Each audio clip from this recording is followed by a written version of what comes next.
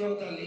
ఆనందంగా నీ యొక్క బిడ్డ అడిగాడు, నువ్వు మౌనంగా ఉన్నావు తల్లి. కాకుండా పూజలు ఏ విధంగా జరిగినాయి? ఇదివరకు 2 రోజులు చేసుకునే దానివి, ఇప్పుడు 16 రోజులు చేసుకుంటున్నావు.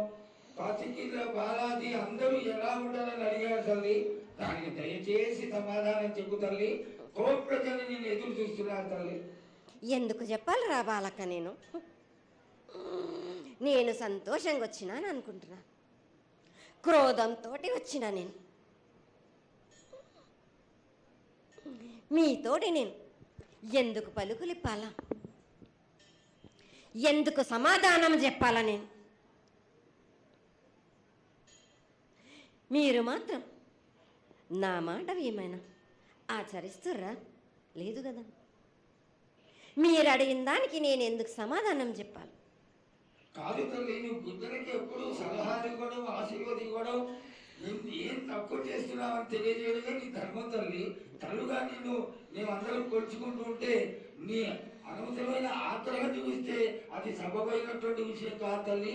నువ్వు అనుగ్రహించే తీరాలి. మా తప్పులు చెప్పు, తప్పులు దిద్దుకుంటాం, పరిహారాలు ఏమిటో చేస్తాను తల్లి. 7 ఏళ్ళు 2 మాసాలు అయిపోయింది, 2 వర్షాలు కూడా అయిపోయింది. నా విగ్రహ ప్రతిష్ఠ చేస్తానని మాట తీసుకుంటున్నారు కానీ మీరు మాత్రం చెయ్యట్లేరు. మీరు కానీ నా ఆగ్రహానికి మీరు గురి అవుతున్నారు.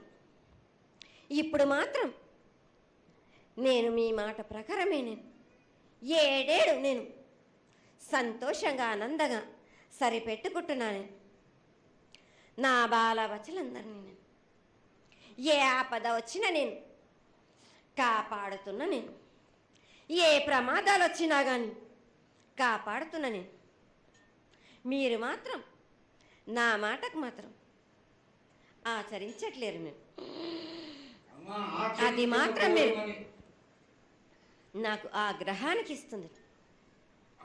ఆచరించకపోవడం అనేది ఏం లేదు తల్లి.